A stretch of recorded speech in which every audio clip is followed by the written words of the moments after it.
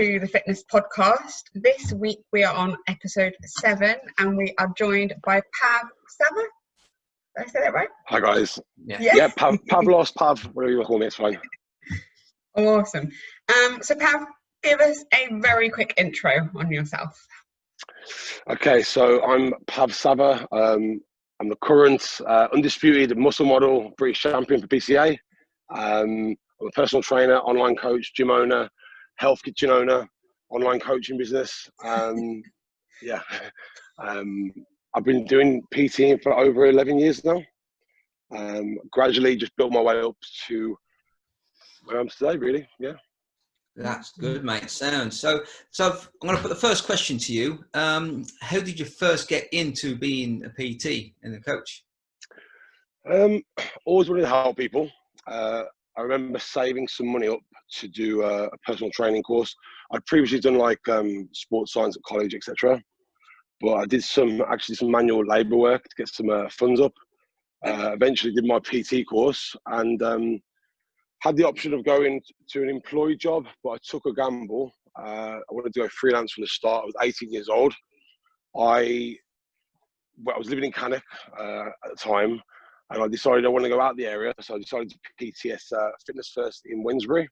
Know it well, mate. Started there July 2009, and that was how I got into it, and that's where I started. Love it.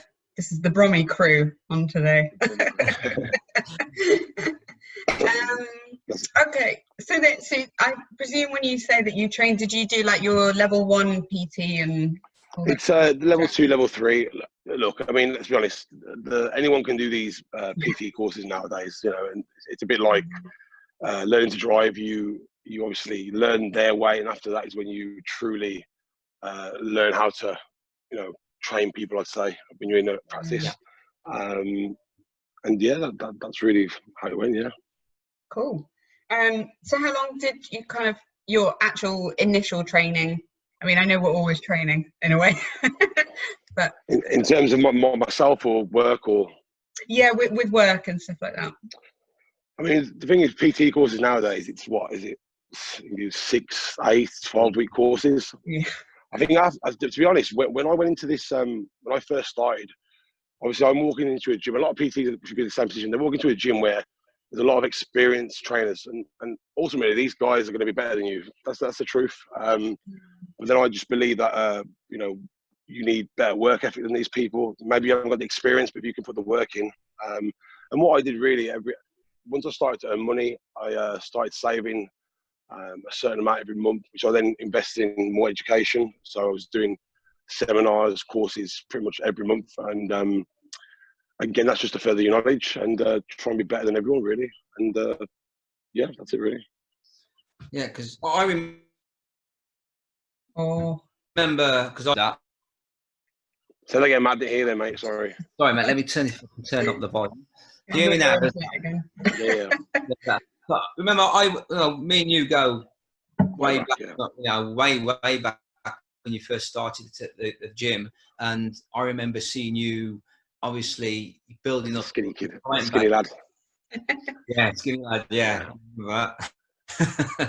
I remember you building up your client bases through there, and you were working stupid hours in the morning to stupid hours late at night. I mean, I'm a big believer though. That, like when you start as a PT, you've got to put the hours in. I mean, I was back in them days. We did so obviously when a member signed up to the gym, it was offered like a free inductional session. So all I did, there was a lot of new PTs at the same time as me. I just made sure I was there first thing in the morning. I got everyone's number before everyone else. I rang everyone before everyone was out of bed, and I just booked everyone in before anyone had a chance to. Really, so I was the one they all hated, really.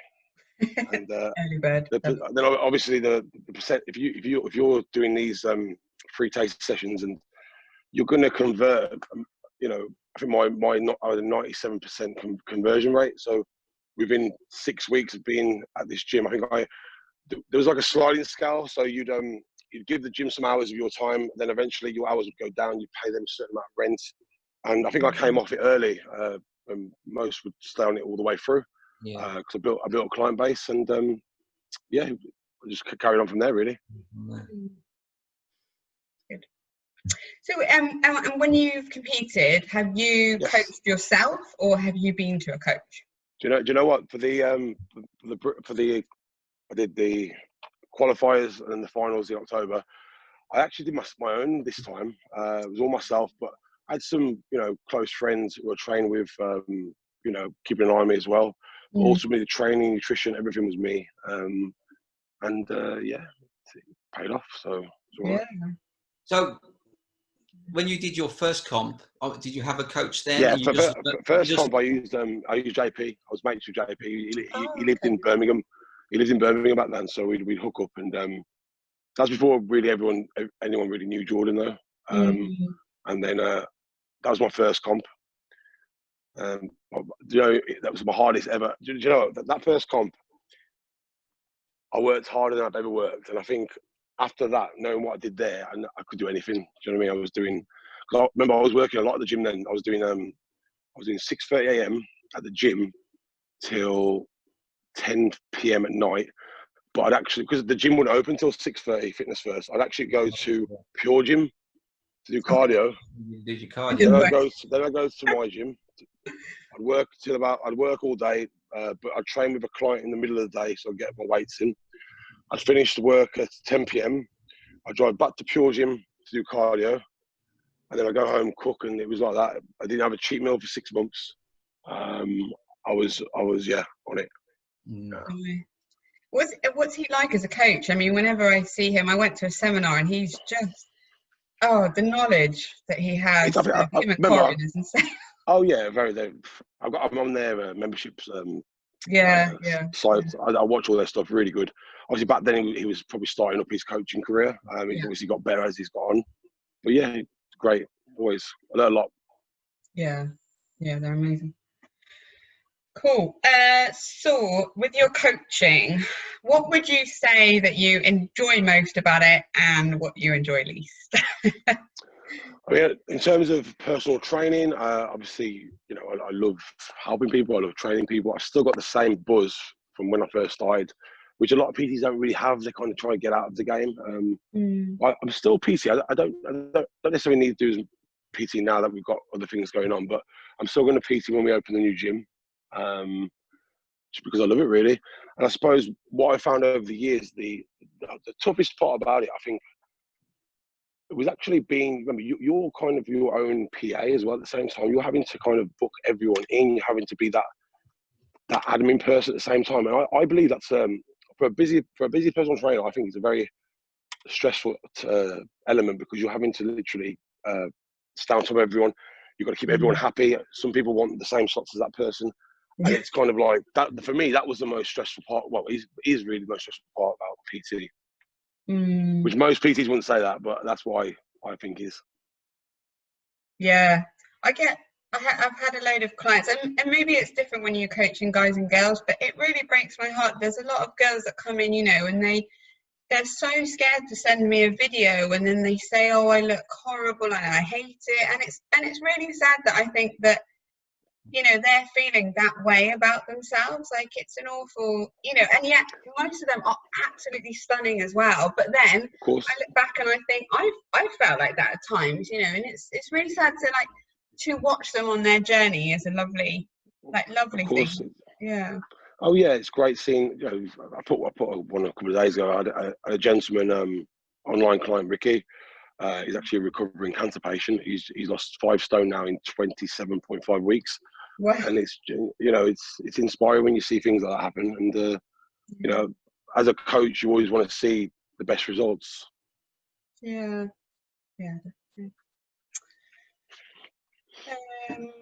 So to inspiring PTs, coaches out there are thinking about getting into the business, into the game, what would you say the most important aspect would be becoming successful? What I've seen over the years is people don't want it. Ultimately, they're not hungry for it. I think you've got to, if you're a fresh PT, like from myself as an example, you go into a gym where you're very inexperienced. The only thing you've really got on your side is, you've got to be there. You've got to be in the gym. You've got to be approachable. got to sell yourself. I think if you're in the gym, I just can't see how the ones that fail are the ones that are sadly lazy. They just don't want to be there, and you see them a couple of hours a day, and they're just, because they haven't got any clients, they just assume that they don't have to be at the gym. People will come to them. But I tell you now, back in them days, it was hard, and you have to, like, you have to approach people. You have to be confident. You can be the best PT in the world. If you can't sell yourself, then you've got no hope, really. So I think as a PT, you need to learn your marketing skills as well. Look, nowadays we've got a lot of good social media stuff, haven't we? Back then, I don't think really Instagram was about that much. But like nowadays, I'd say, like, the longer you do it, they're coming to you now. You can kind of choose who you train, which is a good position to be in. But when you first start up, you've just got to take everything on the gym, really. That's it. So I remember that gym. There were a few PTs there, weren't there? A good, like, 8 or 10 PTs there. No, Matt, there was one point. I swear there was 15 to 20 at one point, mate. There was a lot of PTs. I mean, you had yourself. You had Adam Parr. Yeah, They're doing well, and obviously you had some experience. Gary was there as well. Adam will always be, inspiration to me, because Adam was one of my closest mates, and I looked up to him back in them days as well. To be fair, I still do. And yeah, that's it, really. For those guys who don't know Adam Parr, I don't think he's still with Grenade. I think he is. Yeah, he is. Yeah. Grenade athlete, ex-England rugby player. Yeah. He's come in, so look Adam up as well, guys. He's currently is he PTing at Ultimate Fitness? Is he still there? I'm not sure if he's still PTs, but he's doing a little bit of PT. I think if he does a little bit of PT at Ultimate Fitness. Yeah. He's a bit quieter on the scene now, isn't he? I'd say about 2 years ago he was really big. No, he's doing really well with all his online stuff. He's doing really well with his 12-week challenges now. Yeah. Good results, very good results always. See, these photo challenges as well are very good as well. Yeah, he's smashing it. Again, this is the thing. I think as these are progressions people can make. I do online coaching as well. You can transition into online coaching. Some people then get rid of PT, do online only. But I mean, I'm a big advocate of, like, if you can try and have multiple things going on, it's a lot better. Yeah. I think it's very frustrating, and maybe you wouldn't get it so much being a PT and a coach, where you give someone a plan, and you might even almost PT them online or something just to watch their technique and stuff like that. But I heard some of the pros talking the other day, and they were just saying intensity. You can't effectively teach that to somebody. People train intensely, like, naturally, or they don't. Yeah, I agree. And it's painful, because they feel like they're not progressing, and you're getting frustrated because they need to push themselves more. So how do you overcome that? No, this is the thing. I think, like, if we go back to, like, setting, like, programs for clients, I mean, if we go off the current sort of the way of training, people are doing their working sets of, like, 6 to 10, back off set of 12 to 15. The problem is, if you write that into a client's plan, will the majority understand that those 6 to 10 reps, that first working set, you've got to give it everything? What if they just do 6 reps comfortably? That's their first set done. If they do a back off of 15 comfortably, are they going to maximize from them sets? Probably not. So I think it's very important you make it very clear to the clients that, this is how I want you to work. It's how I want you to execute it. I'm actually doing a YouTube exercise library now. So as the gyms have been closed, I've video recorded every single exercise I can think of, which I'm going to launch very soon as well. And that's really for clients as well, because obviously an online client, you're giving them plans, and sometimes they're a bit unsure of exercises. And in the past, I've sent them, like, YouTube links of other people, and I thought, why do that when the way I do it is the way I want them to do it? So maybe sending them a video of someone else might not be the exact way I do things. So, but I do think, as a coach, you've got to make sure that they're not only following the plan, but they're working hard in the plan. Mindset. You want to create a strong mindset as well with clients. Yeah, for sure. Yeah, I mean, we always say, adhering to your diet and doing your cardio and doing your training, that's pretty much the bare minimum, really, if you really, really want results. You have to. That's it. I mean, another thing. I mean, I've said this before on many, like, live videos or what 2018 I did the Saxon show. I didn't play, so I still think I had one of the best physiques on stage. My posing, and Matt knows this, my posing was never really any good. And I kind of like, I was always this. I always remember I made an excuse that I didn't have time, and you know, maybe I didn't have enough time, but I just made sure in 2019 that, you know, I was getting up at silly o'clock doing my cardio. I was doing vacuums for my stomach in my bathroom. I was doing posing in the morning, every morning after my workouts. I was posing. So I kind of like I'll never ever make an excuse. I will always find time. That's the sort of mindset I try and get to my clients. You know, if they haven't got time to do things, make time. Do you know what I mean? Yeah. Yeah. And that's important. And a lot of people will always use that excuse, and I hate it. Yeah. I think if it means enough to you and you love it enough, you will find time to get it in. Exactly, you will. Okay, so what were your kind of reasons for first getting into competing? You know what? I'm being really honest. I know as a someone who works in the industry, you know, if you can get yourself in very good shape, you know, people are going to aspire to want to work with someone who knows how to get in shape. A lot of people say it's not about that, but look, if you want to work with someone who, you know, has done it really. That's how I look at things. And I think after I started competing, photo shoots, you know, when I first started at the first gym, I think I was very female dominant with clients. Actually, didn't really get a lot of the guys, but back then my physique was just average. I'd say, like, you know, I was a young sort of skinny kid really. And I think once my physique got better, once I competed, once I did all photo shoots, got on the scene almost, my business kind of excelled. And, you know, did I compete to start with my business? I probably did. And then obviously I got the love for it. And yeah, like I didn't need to compete in 2019. I don't need to, I didn't look at it as a business thing then. I looked at it for me. So as I've got into it more, I found love for it really. And just want to get better. I had to win last year. I had to win because it was like do or die last year. Yeah, that was me last year, mate, as well. Had to retirement. That's me. I might even be retired now. I don't know. We'll see. So if you come out of retirement, what because obviously muscle model now with PCA is gone. What class and what federation will you now do? I mean, look, I could do classic. I mean, some of the shows I don't want to say it like that. Some of the shows I did, I felt like I could have done the classic and done well.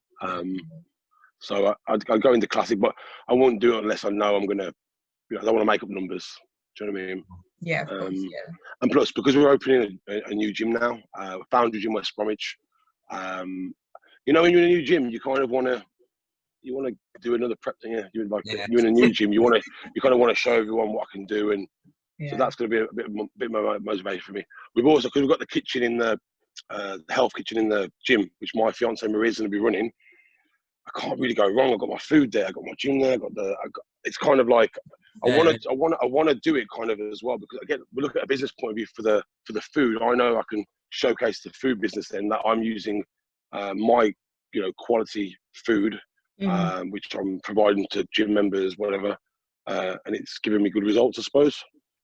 Yeah. So let's see what happens. Okay, that nicely goes on to your current and future goals, actually. What we got there? Current, so we're opening Foundry Gym West Brom, new gym. Meant to open back in like April, so we are 4 months behind schedule, which is annoying. We've managed to get through it though. Same with the kitchen, which is going to be inside the gym.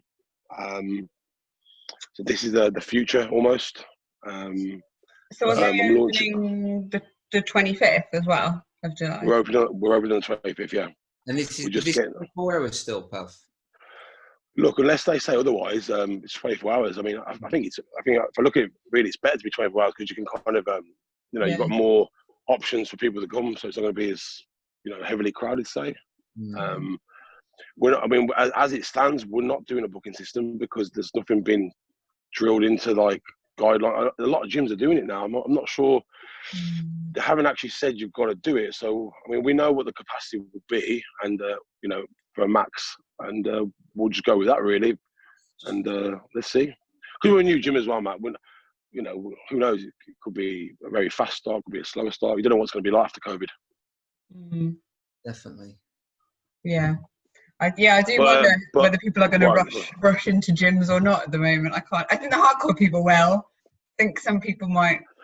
I think with like, I don't know if you know about Foundry gyms, Rosie, but like, because they're quite bodybuilding predominantly, I think, you know, everyone's going to come back to the gym. I mean, commercial gyms, people will find any excuse not to go to the gym. So who knows? We'll see. Yeah, Rosie's been to a Foundry gym. She came to the Dudley one with me. Yeah, she came to the Dudley one. Dudley's really good. And she's racking her brain now, thinking, "Did I?" Yes, no. yes, she did. We did that pose for our. Oh yeah! Oh man, that was amazing. Dudley's really good.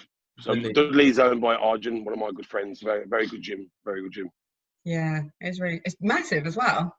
Yeah, I was with him last night actually. He was. We were talking about it. Yeah, he can't wait to get open as well. But yeah, can't wait for that. I'm launching my websites very soon as well. So it'll be pavsavva.com. And you know what? A lot of my online coaching stuff's going to be really drilled into that, because I find with online coaching, I love it to bits. But you know, when you've got a busy schedule, I think at the minute without my website, I'm having to almost like say, if you message me, do you do online coaching? Yes, I do online coaching. Get their email, you send them like online services, PDF to them. They pick what they want, email back. It's a long process, questionnaire. So the website will now, obviously, I'm going to do it so they can purchase off the website. They're then going to get their own login portals, which they can log in on the website. The client can then have the questionnaire in their portal. They can then fill out in the portal. So I think I'm going to try and save myself a lot of time, really, and hopefully we'll see. Yeah, it works. Good. Cool. So, with your career as a whole, competing, and obviously your business of coaching and everything, what would you say that you're most proud of with that moment? Proudest moment has to be the British win. Yeah, it was good times. So because basically I did the Midlands one. Midlands was a Midlands qualifier, but then there was a 4-week gap before the finals, and I was a bit like, I'd already competed like 3 times. I was like, do I do it? I don't know why I thought about not doing it, to be honest. And then obviously I did it, and yeah, that was the best moment of my life, I say, in competing. Yeah. Oh, that's the epic show where they added all the donuts and stuff, wasn't it, as well? I think they had. Oh yeah, I ate a lot of donuts after that. Yeah. Matt knows I'm a big foodie, Matt does, so I have a lot of food. You look at Pav's Instagram, Rosie, on his stories. He's another one. You know what, guys? I honestly believe that, you know, with the health kitchen opening, you know, I think that's going to be a lot. I get a lot of messages about my food anyway, so I think it's kind of going to work well when I open the kitchen. So it's hopefully, you know, that's going to help me anyway. Yeah, I think really all bodybuilders are a foodie at heart. I think. Yeah. I can't think of one who isn't. Yeah, definitely, 100%. So we touched on your gym and your coaching. So obviously your gym was going to open in April. So how have you found lockdown, and how has it changed the way you coach and you approach your business? I did a lot of online. So throughout lockdown, it's been all online coaching predominantly. Obviously, we were getting married as well, remember? So we were getting married like meant to be a couple of Sundays ago. So we've had to sort a lot of that out, rebook another venue, because our venue got closed down as well. Nightmare.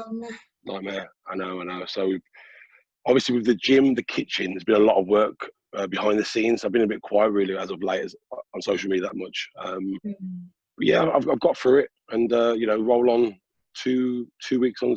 Well, 2 weeks Saturday just gone. Yeah.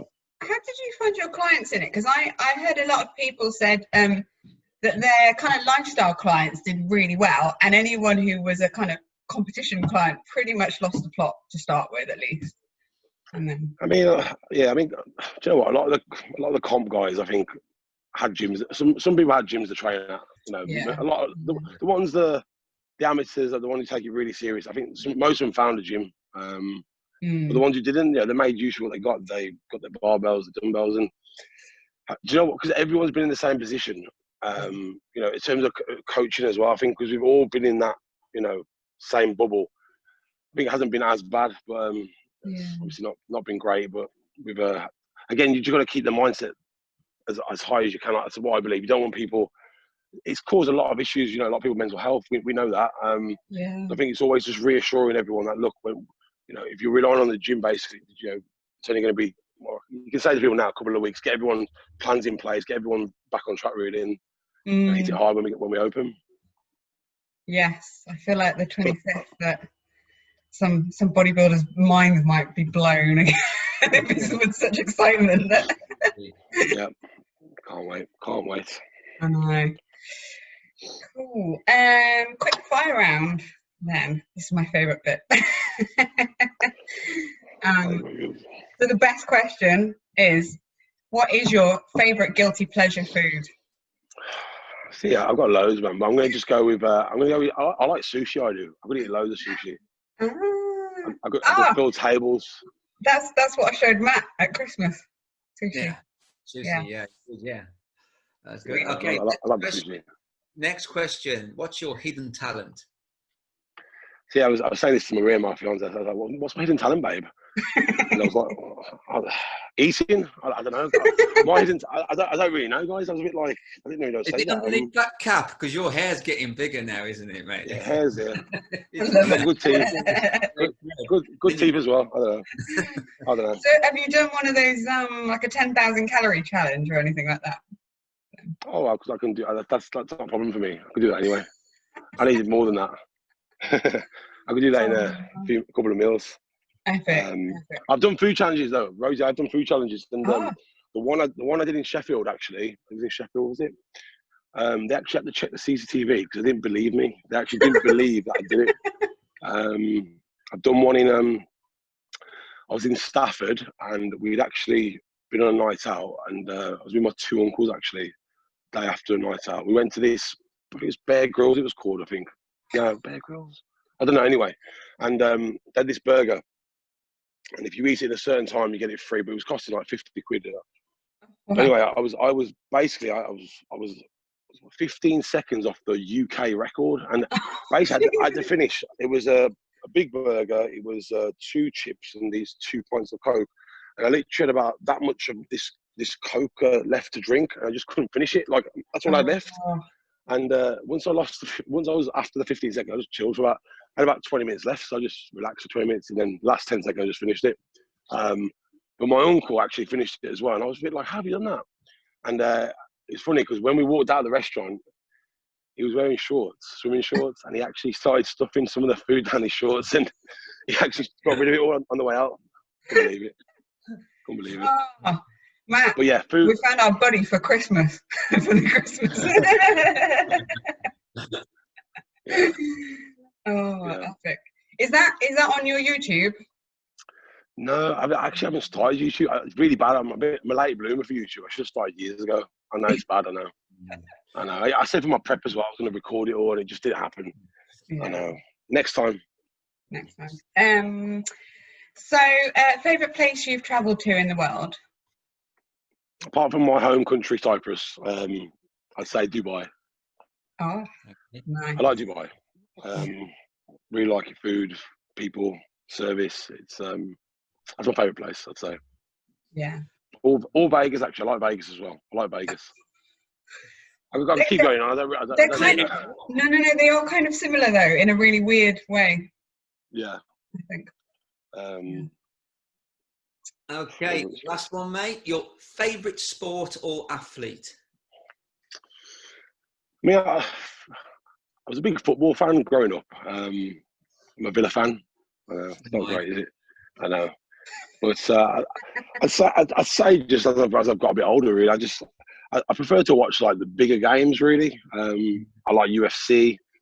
It's hard because you're asking me what my favourites. I don't really have favourites anymore. Like, I don't really know, really. Obviously, bodybuilding would come first, I think, and then yeah. Apart from that, football, UFC, so the top 3. Who's your favourite bodybuilder?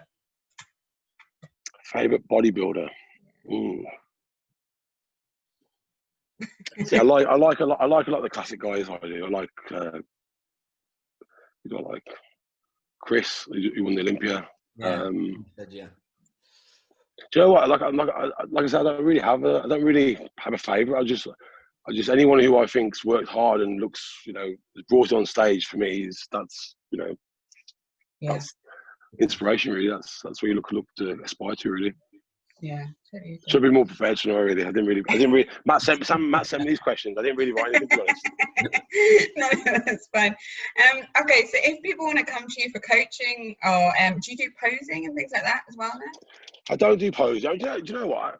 It's funny because I feel like when I teach someone posing, I think I can show them. When I know I'm not, if I know I'm not one of the best at something, I don't want to teach it. Like, you know, you don't see me doing boxing so I don't believe I'm up there with some of these, you know, good people, like better people. So like Matt's obviously, I've sent people to Matt before.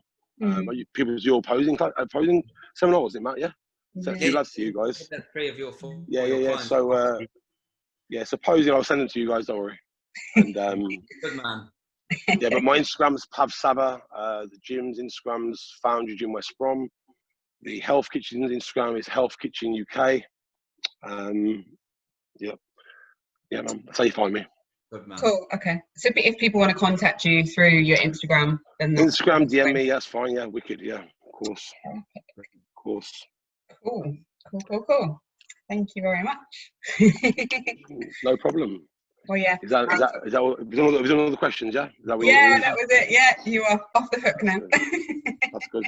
Good seeing you, mate. I'll catch up soon. Thanks, guys. Thanks for having me. All right. Thank you very much. Yeah. Best of luck with the new gym and everything. Thanks for coming. Thanks, guys. Take care. Yeah. See you later. Thank you. Bye.